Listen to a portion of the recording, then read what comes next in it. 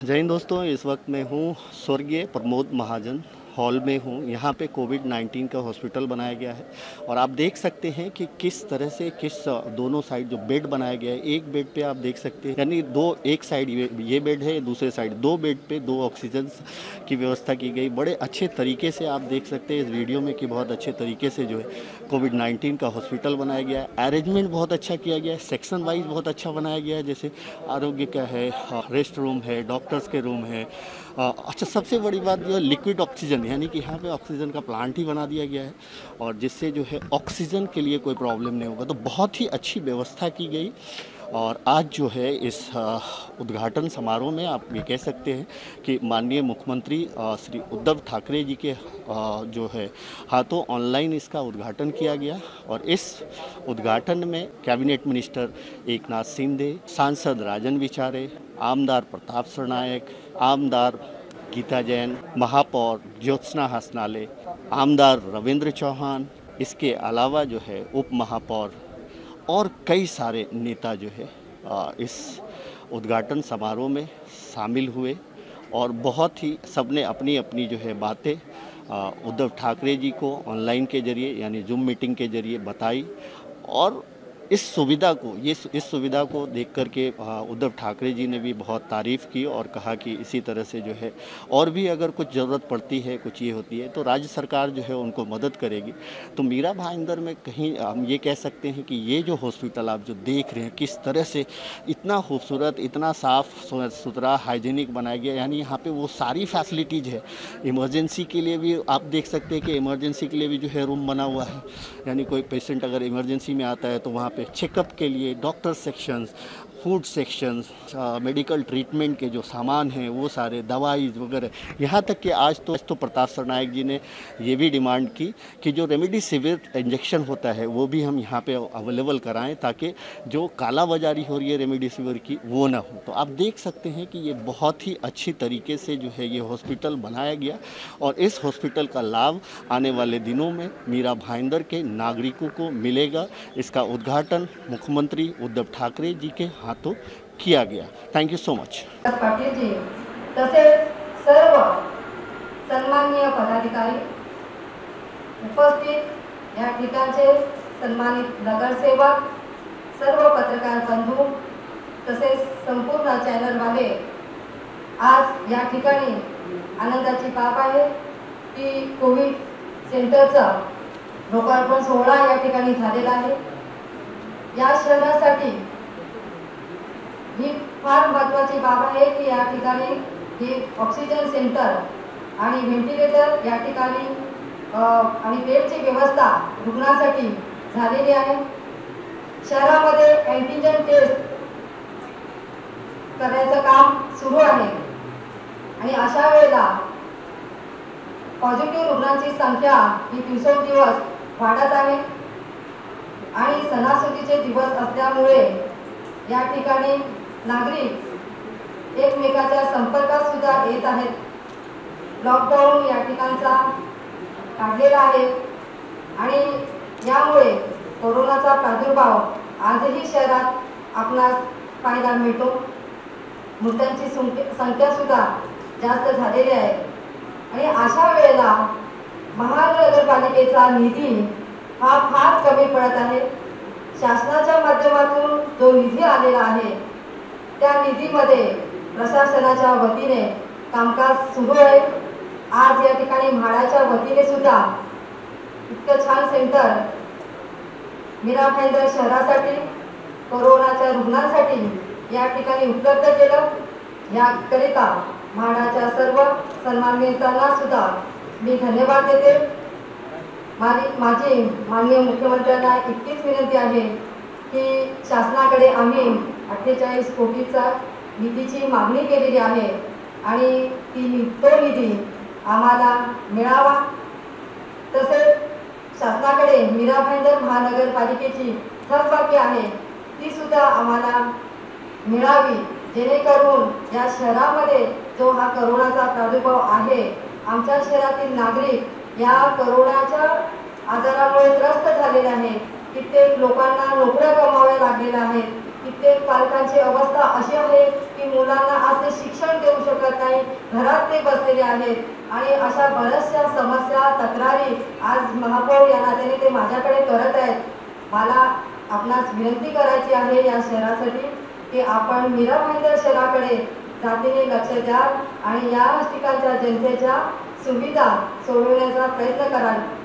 आपणास मी पत्रव्यवहार केलेला आहे आणि आपणही माझ्या पत्राचा विचार करून बरीचशी कामंसुद्धा केलेली आहेत. याकरिता मी धन्यवाद देते आणि आजच्या या लोकार्पण सोहळ्याला सुद्धा मी आपणास पुन्हा एकदा धन्यवाद देते. जय हिंद, जय महाराष्ट्र. आपलं मनापासून आभार मानतो. 25 मेला मी जे पत्र दिलं आणि त्यानंतर आपल्याशी चर्चा झाल्यानुसार आपण स्वतः माझे नेता त्यावेळेचे मुख्य सचिव आणि सीताराम कुर्डे यांना फोन करून सांगितलं आणि तातडीनं या हॉस्पिटलला मान्यता मिळाली. राधाकृष्णन जे भारतचे प्रमुख होते त्यांनी सुद्धा याबाबत पुढाकार घेतला. आमच्याकडे कन्सल्टंट असल्या कारणानं ठाण्याचे ज्युपिटर हॉस्पिटलचे डॉक्टर अंकित ठाकर यांनी याच्या डिझाईन बनवलं आणि त्या माध्यमातून या कामाला सुरुवात झाली. आमचे आयुक्त विजय राठोड यांनी या ठिकाणचा पदभार स्वीकारल्यानंतर अतिशय जलद गतीनं हे काम चालू केल्याने आज लोकांवर त्याचं होत आहे. आपण दिलेल्या पाठिंब्यामुळे आणि मानाला आपण जो आदेश दिले त्यामुळे हे लोकांवर आज होत आहे. याबद्दल मी मनापासून आपला आभार व्यक्त करतो. ही वस्तुस्थिती आहे की मीरा भाईंदर महानगरपालिकेची आर्थिक परिस्थिती ठाणे महानगरपालिकेसारखी नाही आहे. महापौरांनी सांगितल्यानुसार महानगरपालिकेला आर्थिक निधीची तरतूद आहे. पालकमंत्री एकनाथ शिंदे साहेबांनी या ठिकाणी 2 बैठका घेतल्या आणि पहिल्या बैठकीमध्ये मीरा भाईंदर महानगरपालिकेला 10 कोटी रुपये त्यांनी कबूल केले आणि ताबडतोब 15 कोटीची मागणी केली होती. 10 कोटी रुपये नगरविकास खात्याच्या माध्यमातून त्यांनी महानगरपालिकेकडे सुपूर्द केले. आजपर्यंत सुमारे 9 कोटी रुपयाचा खर्च ह्या कोविड रुग्णांसाठी महापालिकेच्या माध्यमातून होत आहे. त्यातील 1 कोटी रुपये अजून बाकी आहेतच आहे. परंतु तरी सुद्धा गेल्या आठवड्यामध्ये पालकमंत्री शिंदे साहेबांनी या ठिकाणी बैठक घेऊन नगरविकास खात्याच्या अंतर्गत अजून 10 कोटी रुपये मान्य केलेले आणि ते मान्य केले ते लवकरात लवकर तो निधी सुद्धा ह्या बजेट आमच्याकडे प्राप्त होईल याची आम्हाला खात्री आहे. तर ही वस्तुस्थिती आहे की आमचं कोविड सेंटर मी परवा तुम्हाला बोललो की दुसरे जे कोविड सेंटर आहे हे 371 बेडचं झालेलं आहे. परंतु अजूनही 750 बेडचं कोविड सेंटर स्वर्गीय शिवसेना प्रमुख आदरणीय बाळासाहेब ठाकरे मैदानाचं उद्घाटन आपण केलं होतं. त्या मैदानावर कोविड सेंटरच्या निर्मितीचं काम चालू आहे, युद्ध पातळीवर आहे. मी आपल्याला म्हणालो 1 महिन्यामध्ये काम पूर्ण होईल तर आपण नाराज झाला कारण ते लवकरात लवकर पूर्ण करायला सांगितलं. परंतु साहेब जर शासनाचा निधी आमच्याकडे लवकरात लवकर वर्ग झाला तर संबंधित काम जे आहे ते लवकरात लवकर आम्ही पूर्ण करू शकू असं मला महापालिकेच्या अधिकाऱ्यांनी सांगितलं. त्यामुळे त्या निधी लवकरात लवकर मिळेल याची व्यवस्था आपल्या माध्यमातून आपण कराल असे पालकमंत्री नगरविकास खात्यात त्यांच्यावर असणारा आणि जिल्हा पालकमंत्री यांच्या जिल्ह्याला लागल्यामुळे ते लगेच डिक्लेअर करतील याची मला खात्री आहे. त्याचबरोबर दुसरी एक गोष्ट अशी आहे की रेमडेसिवीर इंजेक्शन आणि ॲक्टमला ही दोन्ही इंजेक्शन जे आहे ते इंजेक्शन सर्वसामान्य गरीब रुग्ण घेऊ शकत नाही. पालकमंत्र्यांनी सुद्धा विनंती केलेली आहे आणि मी सुद्धा विनंती केली की दोन्ही इंजेक्शन आपल्या ह्या कोविड सेंटरमध्ये मोफत घ्यावं जेणेकरून खासगी हॉस्पिटलमध्ये जी लोक जातात आणि 4-5 लाखाचे बिल करतात ते बिल होणार नाही आणि लोकांना 100% मोफत इलाज या कोविड सेंटरच्या माध्यमातून होईल. दुसरी साईड याच कोविड सेंटरच्या माध्यमातून एक आपल्याला विनंती करतो निधीची जी कमतरता आहे ती आपण पूर्ण करायला. परंतु मीरा भाईंदर शहरामध्ये त्यावेळेला आरोग्य सुविधा सुरळीत भविष्यामध्ये व्हावी हे 2-4 महिन्यामध्ये समजा जिंकून करायला आपण अतिशय सक्षमपणे काम करता आणि महाराष्ट्रातून कोरोना हद्दपार 2-3 महिन्यातून त्याची आम्हाला खात्री आहे. परंतु ह्याच कोविड सेंटर बरोबर एक डायरेक्ट इस्पितळाची जागा मी मागणी आपल्याकडे केलेली आपण सांगितलं की ते मी मंजूर करतो. दुसरं एक इस्पितळ 13,000 मीटर जागेवरचं आहे. एक अद्ययावत इस्पितळ त्या ठिकाणी डॉक्टरांनी डॉक्टरांची राहण्याची सोय नर्सिंग ट्रेनिंग सेंटर वगैरे अद्ययावत इस्पितळाची मंजुरी सुद्धा आजच्या कार्यक्रमाच्या माध्यमातून आपण या जनतेला मीरा भाईंदर शहरातील त्यावेळी जेणेकरून ते काम होत आहे 2-3 वर्षात. परंतु आपण मंजुरी आरोग्य खात्याच्या माध्यमातून आपल्या माध्यमातून जर आज दिलं तर निश्चितपणे त्या प्रकरणाला गती मिळेल. परत एकदा आपण आजची जी वेळ दिली आणि महाराष्ट्रातील आणि तमाम मीरा भाईंदर आणि ठाणे शहरातील आमच्या सगळ्या लोकप्रतिनिधींना जे सहकार्य करते त्याबद्दल आपल्या मनापासून आभार व्यक्त करतो. या कोरोना सेंटर उभारणीसाठी वारंवार आपल्याला फोन करून आणि मेसेज करून जो त्रास होता त्याबद्दल क्षमस्व. धन्यवाद. ठाकरे सभागृह समोर माझ्या सभागृहामध्ये 2 ठिकाणी आपण सेंटरचं शुभारंभ मुख्यमंत्री महोदयांच्या उद्धव ठाकरे साहेबांच्या शुभारंभ या ठिकाणी झालेला आहे. या प्रसंगी उपस्थित महापौर, त्याचबरोबर खासदार राजेश आमदार विकास देसाई, आमदार गीताजे, आमदार रवींद्र चव्हाण, आमदार विष्णू पाठक, सर्व महापालिका पदाधिकारी, महापौर, सर्व नगरसेवक, अधिकार मित्र, क्षेत्र आवाजी सोबत आहे. आज 165 आणि 206 बेड ऑक्सिजनचे या ठिकाणी झालेले आहेत. मुंबई MMR मध्ये जे काही कोविडचा प्रादुर्भाव सातत्याने वाढताना आपण पाहिलेला आहे. मुंबई देखील आपल्याला लगत असल्यामुळे ही एकमेकांमध्ये जोडलेली शहर आहे. मुंबई आता आपल्या मार्गदर्शनाखाली आणि जे काही उपाय या ठिकाणी राबवले पाहिजे ते राबवल्यामुळे किंबहुना जेवढी काळजी घ्यायची ती आपण घेतल्यामुळे लॉकडाऊन असेल किंबहुना हॉटस्पॉट कंटेनमेंट झोन कमी अधिक प्रमाणामध्ये ठीक करणं हे सगळं केल्यामुळे मुंबईमध्ये आता प्रमाण कमी होते. तसंच MMRमध्ये देखील आता थोडं प्रमाण खाली येताना आपण पाहतोय. कमिशनर विजय राठोड यांनी या ठिकाणी महापालिका स्तरावरच्या ज्या काही उपाययोजना आहेत त्या सुरू ठेवलेल्या आहेत. आज म्हाडाने देखील आपल्याला या ठिकाणी सहकार्य केले. आपल्या आदेशाप्रमाणे नगरविकास विभागाकडून जेवढं शक्य आहे तेवढं आपण त्यांना सहकार्य केलेलं आहे. आणखी सहकार्य त्यांना होईल.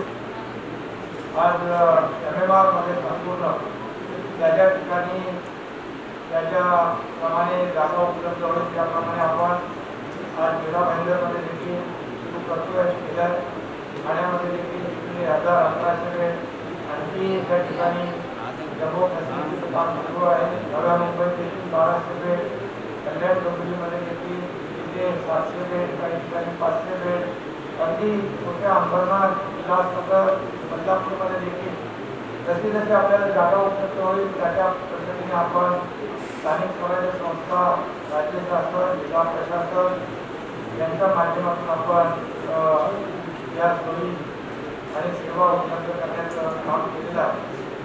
खरं म्हणजे आणखी जे आपण आदेश दिलेले आहेत की 1 to 20 हे कॉन्टॅक्ट ट्रेसिंग केलं पाहिजे तर आपण ते ब्रेक करू शकतो.